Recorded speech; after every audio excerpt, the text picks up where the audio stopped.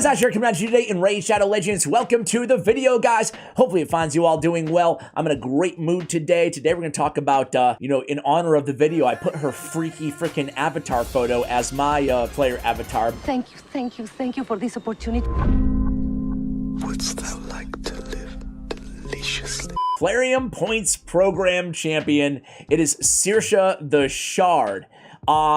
Before we get to her, thank you for joining me today. Send some positive vibes, some love your way, especially if you need it out there. If you're going through anything, just know that you're not alone. I made a video on my raid channel on my clash channel. This is my raid channel, talking about we lost one of our fellow content creators to suicide. Very sad, obviously topic in here, and I'm not trying to bring anybody down, but at the same time, I mean, I had collaborated with him over, 10, 20, 30 times throughout the last 9 years on that channel, and it was just so sad. So rest in peace, Flobby, but it compelled me to even mention it to you guys because A, he's on my mind, and B, every cliche I can throw at anybody who's going through something isn't going to be enough, right? It's not going to be, but I've been through times of despair. Thankfully, luckily, I've never tried to take my own life, but I've been really, really down, having that feeling that sometimes it's not worth going on, and I have felt that way, and I just want to, let you guys know that I say it all the time here, and again, I feel like you repeat something over and over again, it doesn't resonate, but if you're going through anything, and you feel that low, deep down you feel that low, just recognize that, A, there's people out there. I'm going to include the suicide hotline for most of the countries that are in my demographics, top 10 countries. So there's people to talk to, at any moment if you need somebody. And furthermore, for me, when I went through my dark times in life, I'm always astounded by how we can turn into almost a different person in 5 years, in 2 years, in 1 year, in 6 months, in 10 years. I look back at who I was and the things I worried about, the things I was depressed about, sad about, anxious about, and half of them I barely even think of. They're not even a blip on my radar now. But in the time, they feel so impactful. There's such weight to them, Again, if you're going through something right now, guys, my heart goes out to you, first of all, and just know you're not alone, That's never the answer. Okay, so I got SEARSHA the Charred, right? SEARSHA the Charred, the Plarium Points, either you spend $5,000 to get this champion in Plarium Points program, or you can simply wait 5,000 years and collect the Plarium Points at the bottom of the playtime rewards. And eventually, if you play all day, every day, by the time you're 2,000 years old, 5,000 was a little bit of exaggeration, you'll have your hands on SEARSHA the Charred.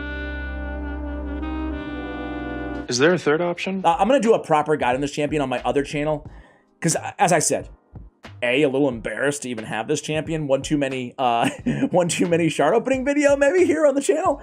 But on top of that, there is some lore about her. I think she's the sister of Elva Autumnborn. So we'll read the lore that's out there on the other channel as well. That will be linked in the show notes below for you guys. But let's talk about what she does. It's not going to be like a full play test. I'm just going to show you quickly how disappointed I am in this champion and what I think they ought to do about it, which isn't much, because I guess I'll say that right now. If she was super broken, like super good, which she's absolutely not, like Walking Tomb Drang puts her to shame, like so much. I'm gonna talk about why, right?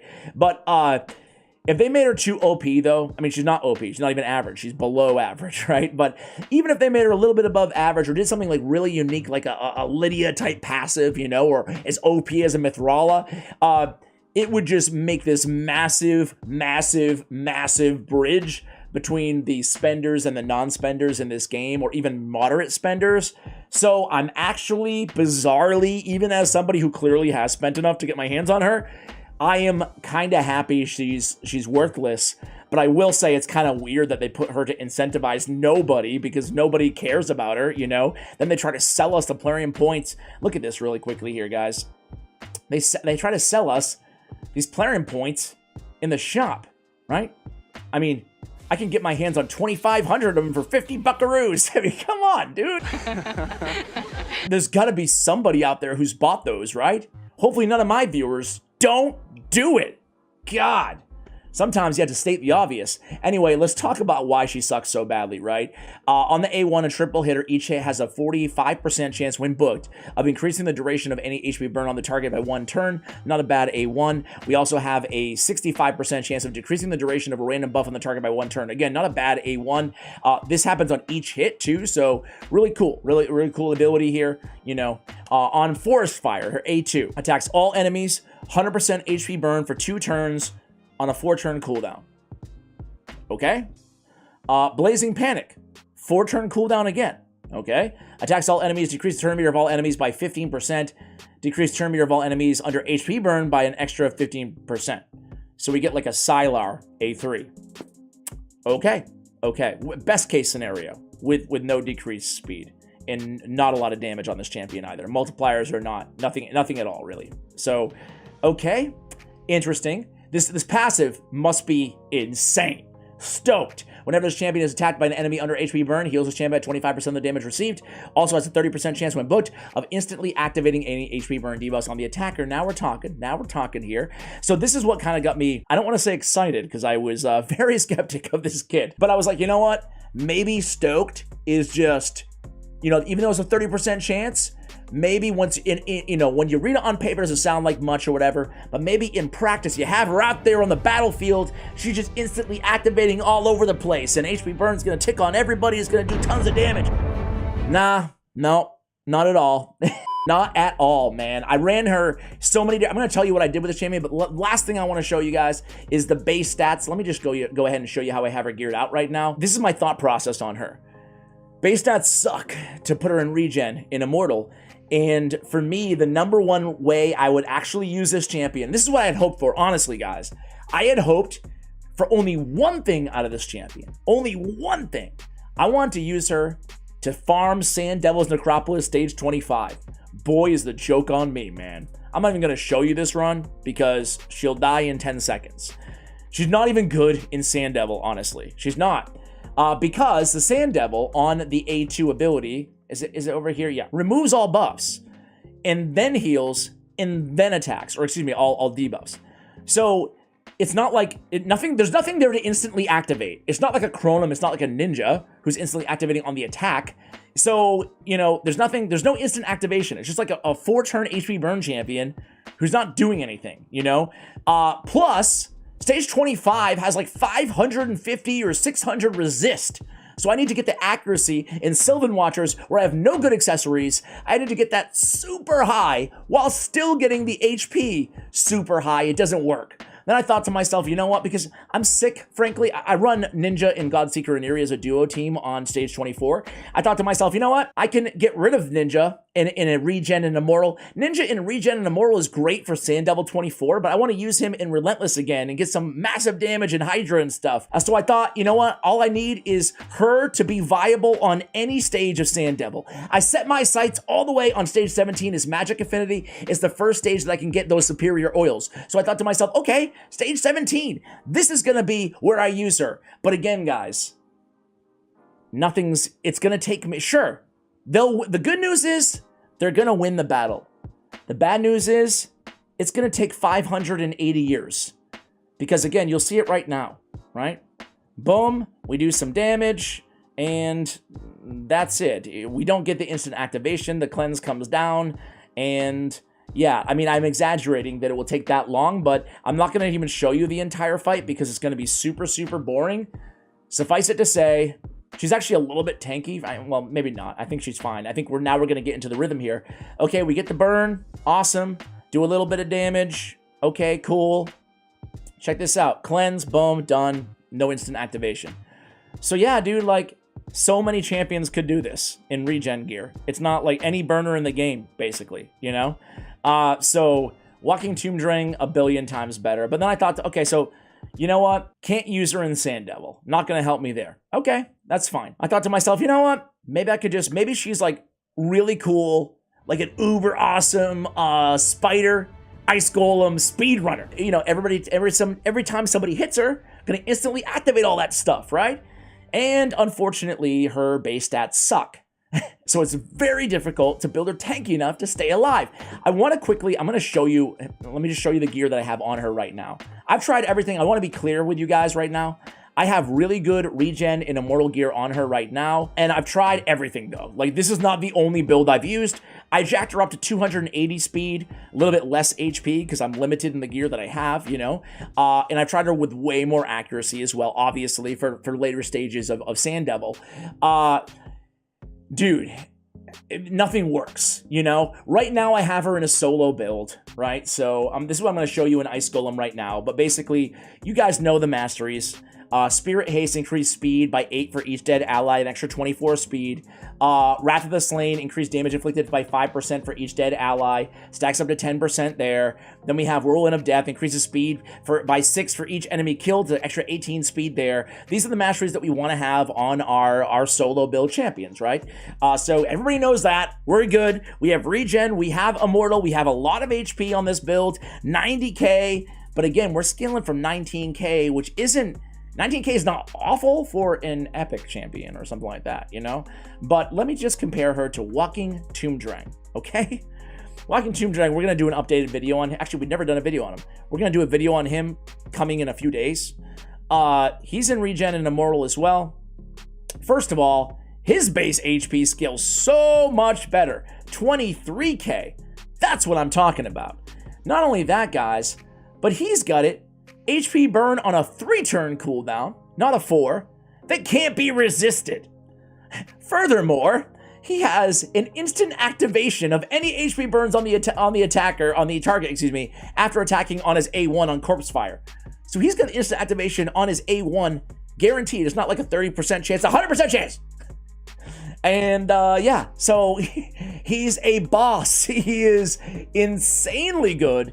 Doesn't even need accuracy, man. Doesn't even need accuracy. She needs accuracy. You know, the least they could do is build her with, you know, 100% chance or excuse me, it cannot be resisted on the HP burn, or even a 3-turn cooldown, or even a little bit more HP, base HP on this champion. All right, I've made my point. Obviously, HP percentage everywhere on her. HP percentage, got more HP there. I got speed on the boots and more HP percentage on the Ascension. Trying everything I can to load up the HP. HP on the banner, HP on the amulet, HP on the ring as well, guys. Let's go ahead and talk and summarize this video. Oh, finally. Starting to grow mushrooms out my ass. You know, I'm going to give my little speech, right? As we watch her fail Ice Golem. Here she is with a bunch of food champions. They didn't even give her an aura. Give her HP in all battles aura. Come on, man.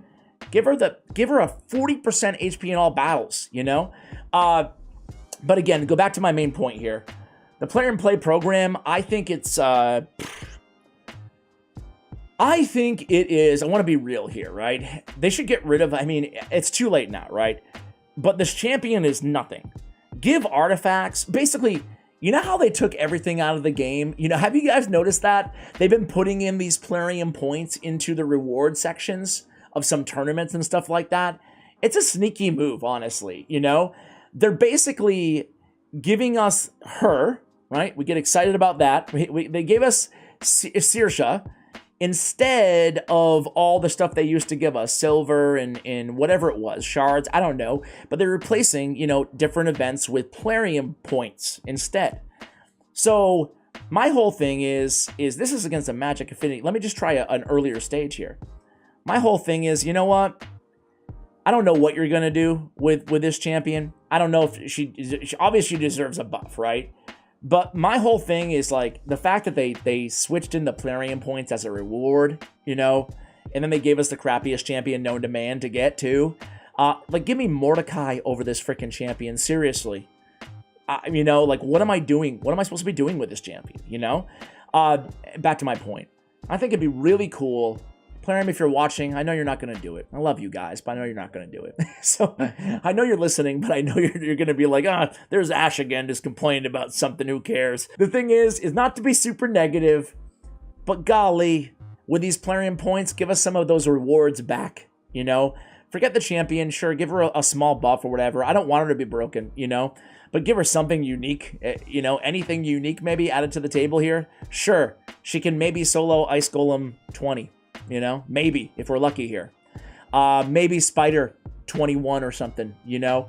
If we build her out with resistance, said to resist the poisons. But still, guys, by the time that you get her, you're not... It's like those Doom Tower hard champions that are underwhelming. By the time you get her, no one's going to need or really want or have any utility for this champion unless I'm the world's biggest idiot and I'm just missing something massive, like massive potential on her. But Ultimate Death Knight can solo so much better than she can, you know? Free champion. Everybody got. I digress.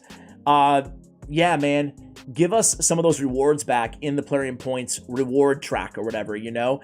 Instead of just making it all champion fragments, especially on the first part of that. Like, I'm at the point where we're actually getting artifacts and accessories right now in Plarium Points, and I have to say, this is so much better, you know? Routinely getting decent savage, decent skill, kill stroke, decent speed artifacts thrown at me in the Plarium Points, like, that's pretty solid, you know?